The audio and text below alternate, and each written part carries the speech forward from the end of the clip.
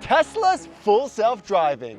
Is it genius, hype, or an $8,000 beta test? Because how can these digital camera eyeballs see and control a vehicle when other competitors out there are using lasers, radar, and sensors all around? On Tesla's website, they make it look like the future. Cars gliding through traffic, unprotected turns, even roundabouts, without the driver ever needing to touch the wheel. But here's the fine print. Current enabled features require active driver supervision and do not make the vehicle autonomous. So is it a truth or is it a lie? Because let's be honest, doing these things on empty controlled roads is easy. That's why I decided to run my own experiment. 7 days, full self-driving in my brand new Tesla Red Rocket.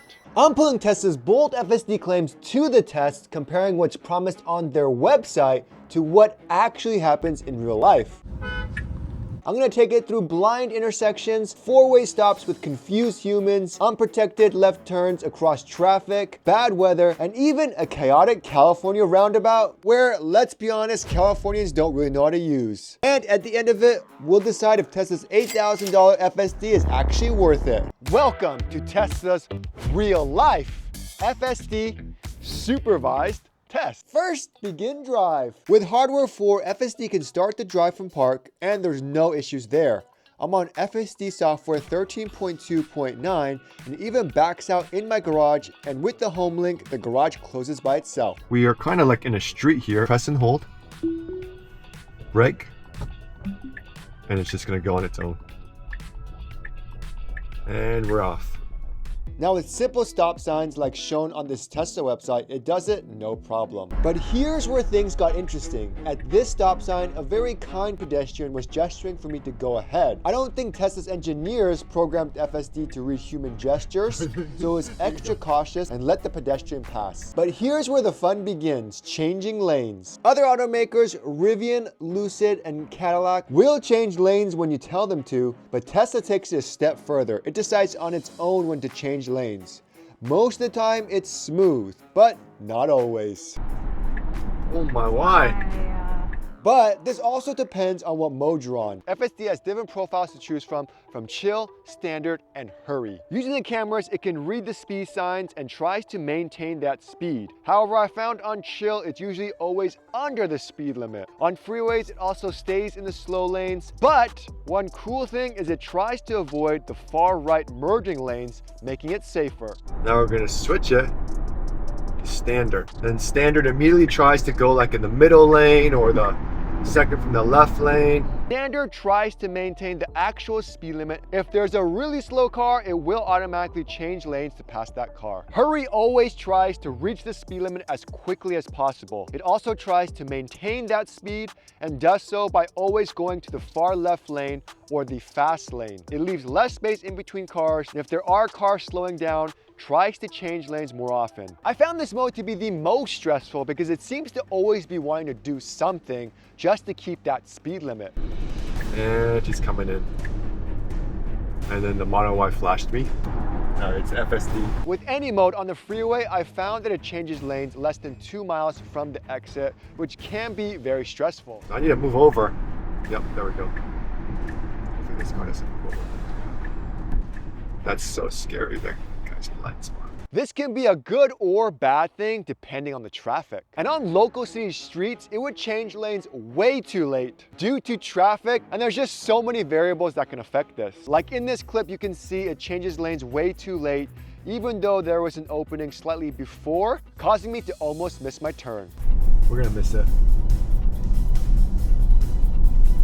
This guy's turning right. Oh, we're missing it. Oh my gosh. Oh my God.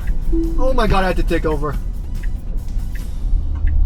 So to be honest, lane changes with full self-driving, it works, but I did wish I can customize it a little bit more overall. There's also times when it changes lanes at the wrong time, and this usually happens with traffic. And we're kidding. Do you stay on the right side? Oh God. Oh God. In 500 feet, turn right onto Culver Drive. It's not how a human would drive. I took over here because as a human, I know I have to turn right and there's a long line of traffic. But FSD, the computer, didn't know that, and I probably would have missed my turn. So I guess it kind of passes. But what about when things get really complicated? Unprotected turn. This is the stress test. On Tesla's website, their turn was way too easy. Just a basic maneuver turn after 2 cars. Anyone can handle that. But I had to put it through real life scenarios where the streets aren't perfect. First, there's a very precarious left turn that FSD had always failed in the past. It's marked with a double yellow line, 5 lanes total, and before it would just turn left into the double yellow line. But now, this area is completely blocked off. And there's a lot of cars here too. But why is it turning right? I was gonna do a U-turn. Woo! Wow! It did a U-turn! Wow, that's so cool. That was like perfect.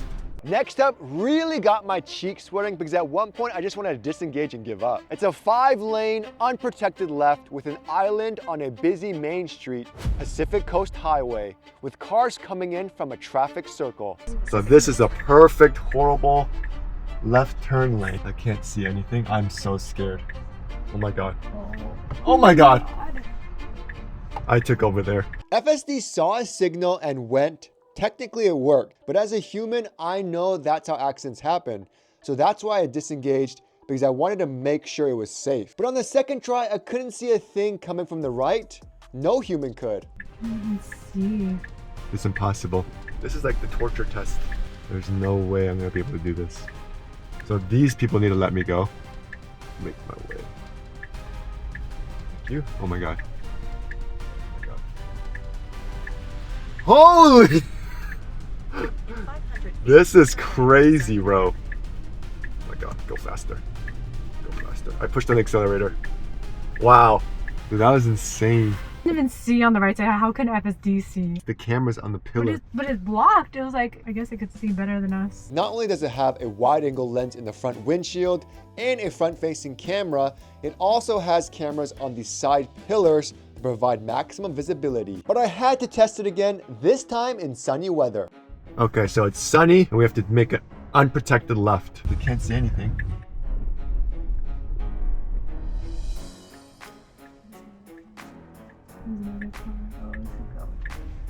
Nice.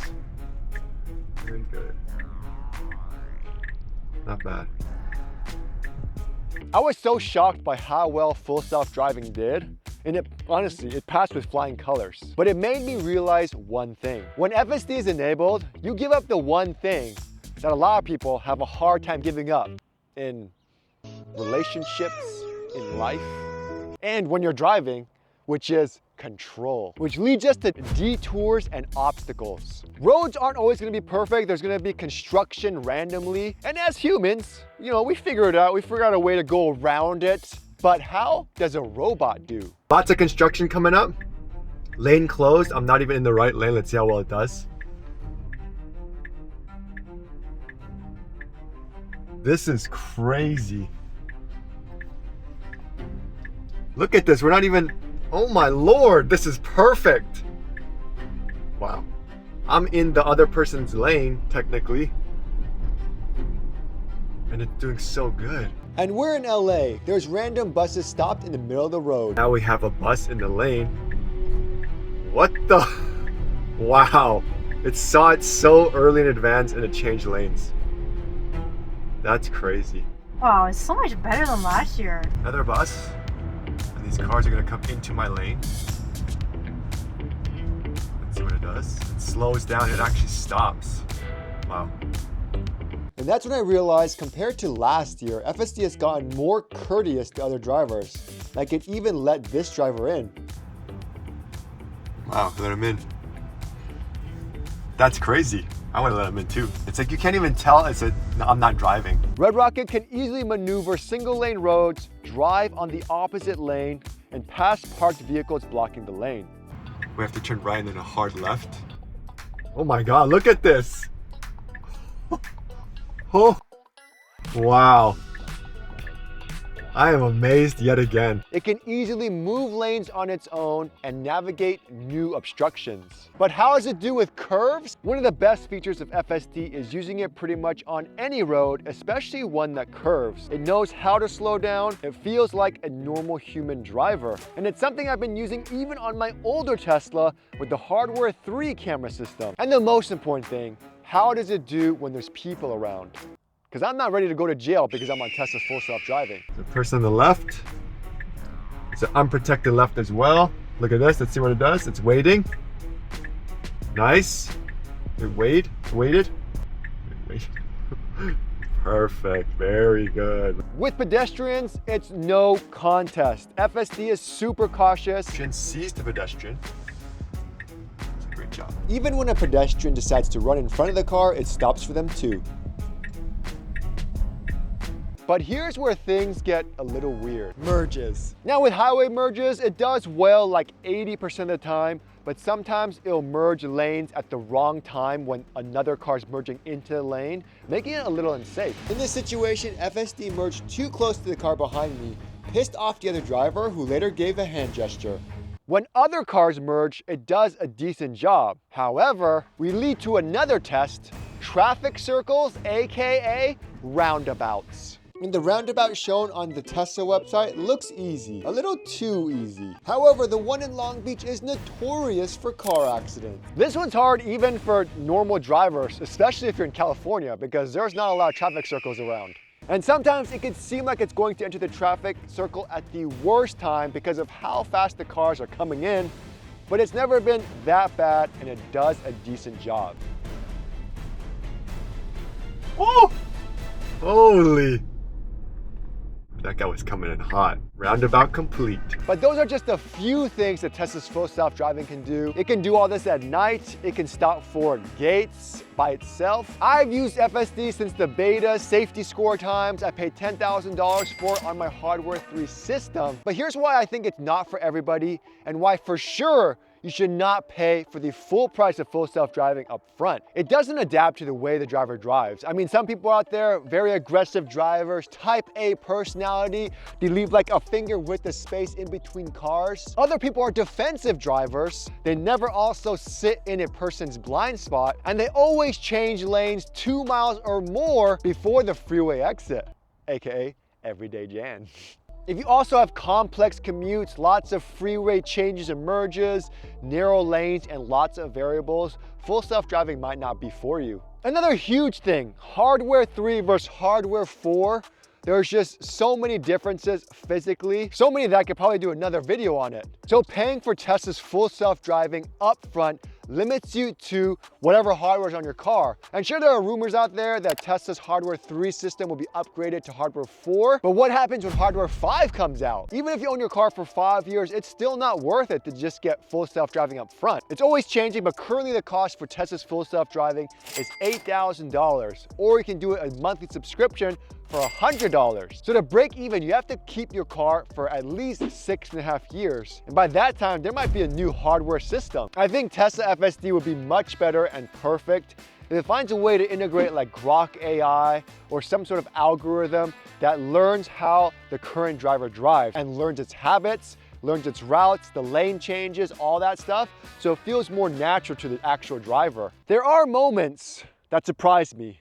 However, there are lots of moments where I'm like, why am I even using this thing? But is it just me? Let me know in the comments below what hardware you have and how your experience has been. And also where you live, because that's a very important thing. But I still think full self-driving, supervised, is not prime time ready, and you for sure should not be paying for the full price up front, unless you live in the middle of nowhere.